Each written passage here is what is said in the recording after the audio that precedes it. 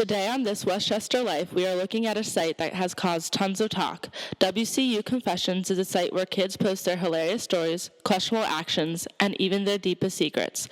We will be taking a look at these posts through the eyes of Westchester students and get a feel for how WCU Confessions sparks interest and even debate. Today we have Katie, who wants to talk about WCU Confessions. And what would you say is your definition of WCU Confessions? I would say WCU Confessions is a way for people to anonymously put crazy amounts of information and secrets up online for people to see, actually for all the world to see. Have you ever submitted anything, even if it didn't get posted? No, I have not. What post stuck out to you? Any crazy, gross, downright disturbing ones? There was a pretty nitty-gritty one that I distinctly remember because it's probably something you can't forget. Apparently, a young lady who was a virgin, while, doing it, she apparently got sick. And how could you forget a story like that? And then you think to yourself, why in the hell would you put that online for people to see?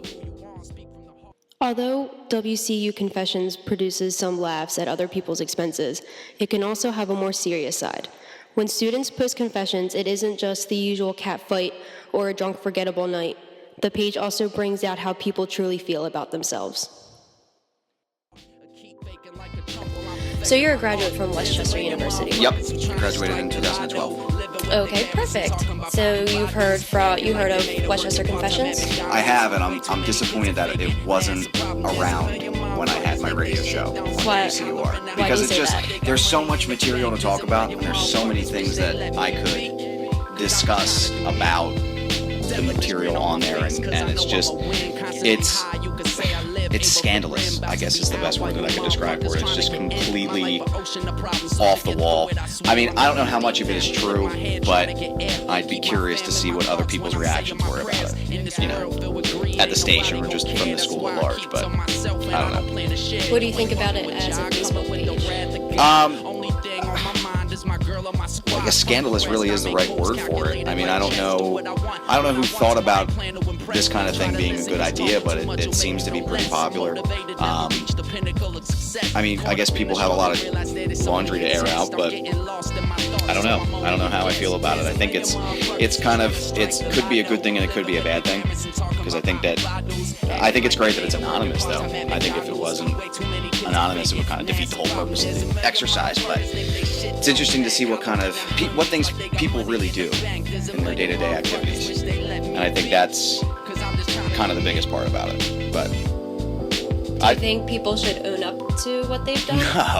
No, not at all. I think that it's a great resource for people. It's like Post Secret, you know that group Post Secret. You ever seen it online? Mm-hmm. I think it's the same thing, but I think it's just created for drunken college students who make really poor decisions and then get to tell the tale afterwards. And I don't think people should reveal themselves as to what they said or what they did.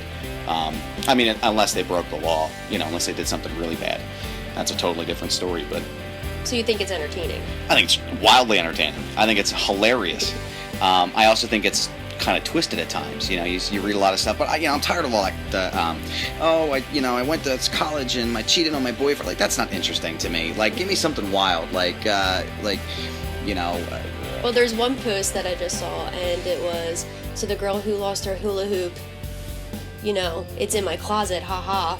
And then the girl posted back, I need that back, but the dude who posted it was anonymous, so you don't know who has your hula hoop. I mean, what was the one? I'd have to look at it again. There's a couple on there that are just really, really horrible. I mean, I posted something on there. I'm not going to tell you what, but it happened in I guess it was my sophomore year of college. So just figure out the timeline and look for it. But it's just there's some really, really terrible stuff on there, but I think it's also good for people who, share things. Like, I've seen a couple things on there where people talk about cutting themselves, and people talk about being ashamed of being gay or being who they are, and I think it might be it's kind of a test pilot for some people to see how others would react in a way, like if it's strangely releasing for those people who don't have another outlet and don't want to be outed on anything, essentially. And I think it's kind of cool that they have that way of doing it, of saying those things and talking about them without feeling like they have to face some repercussions about it, because it's not like,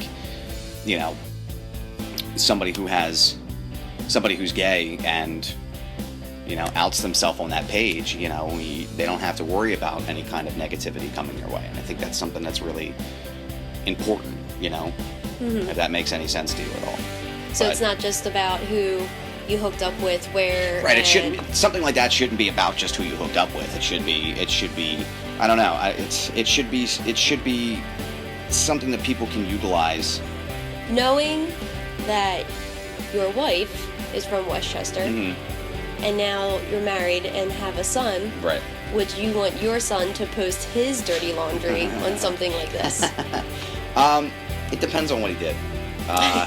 You'll never know, though. I mean, look, if he gets drunk and steals something from a frat house, I'd probably high-five him when he came home from break. But, I mean, it depends. Like, if somebody posts, I haven't seen anything really vicious up there yet, but it would really, I guess it would depend on what he did, I got drunk in college. I went to lots of parties in college. I can't, as long as he's, I guess you can't really say responsible college student in the same sentence, but I feel like as long as he's not an evil person, I think he should be comfortable to say whatever he wants to me. But if he wanted to post something on there like that, I don't really have an issue with it.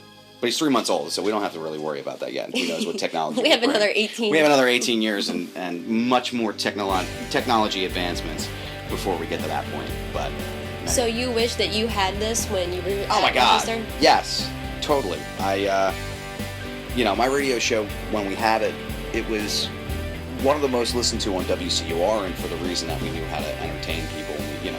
We did a lot of things we weren't supposed to do on the show. A lot of things that almost got us kicked off the air, and it was entertaining and it was fun. And I feel like something like this would be amazing fodder to talk about on the air. Just amazing stuff. That's a word, honey.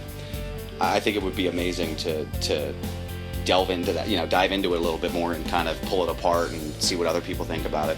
I don't know how much Greg would have been a help, my co-host. I don't know how much he would have been helpful with that, but I think with somebody like Sam or Joe Keane, it would have been great. But so would you have taken it upon yourself to have people call in to confess live? Yeah, actually, that probably would have been an awesome idea, and I wish this would have been around and you would have said that to me like 2 years ago, because that would have been great.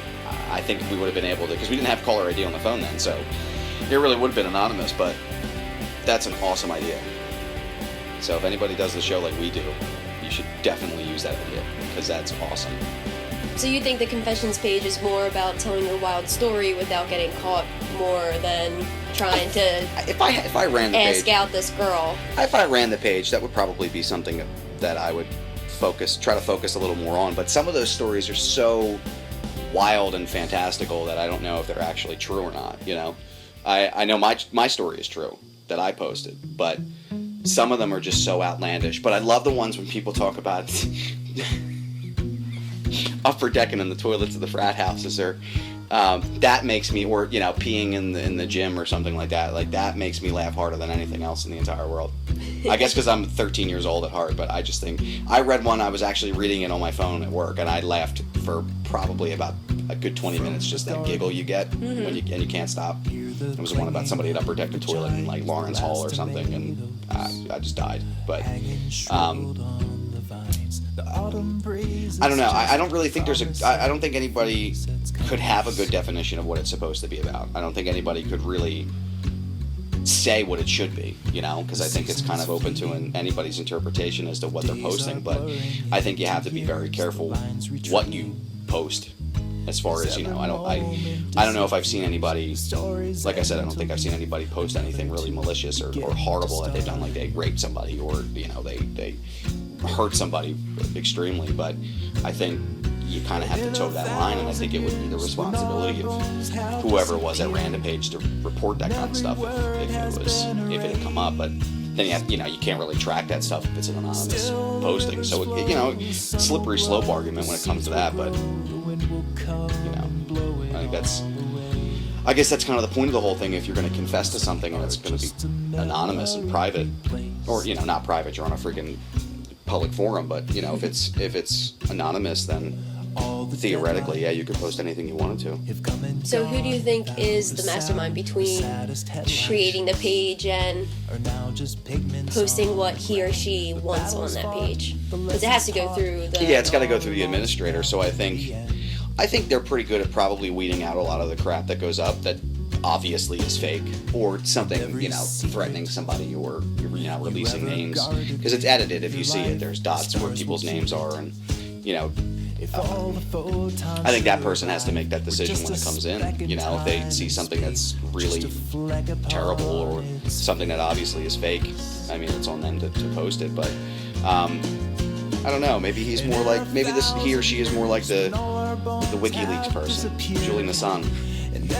Maybe he's posting things to, he or she is posting things because, for the greater good of things. I don't know. I mean, it's a cool idea. It's a really cool idea, and I'm sitting here now wishing I would have had this idea 2 years ago. After talking to Adam, we talked to one more Westchester student to see what her views on WCU Confessions were, and here they are. So I'm sitting here with Marsha Brady, and we were just talking about her with WCU Confessions. So tell me, Marsha, what is your definition of WCU Confessions? I guess it's just a Facebook page that people write whatever they want, whether it's true or not, and confessing things that they've done on Westchester's campus. Interesting. So have you ever tried to get anything posted on WCU Confessions? I have, actually. When it first came out, we had a hamster in our dorm room, and so we wrote one about how we used to put the hamster in the ball, and we would let it roll around on the floor while we did our homework. We thought we were really funny, but his name was Bagel, and he was super cute, so we were like, okay, let's do it. So did you ever get caught with your hamster? Nope, until now. Your favorite stories besides the one that you posted yourself? Yeah, there was one about this guy who loves to be on the elevator by himself because he loves to sing the Les Mis, and it was just about him singing the Les Mis in the elevator, and I thought it was absolutely great because I do it too, so priceless. Well, thank you for talking to us today, and appreciate it. So, keep on writing. Are just a memory replaced.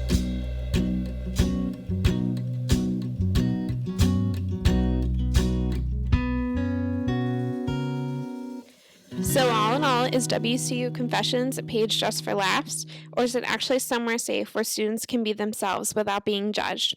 Online safety is always an ever-present issue. Are your secrets really safe? That is for you to decide.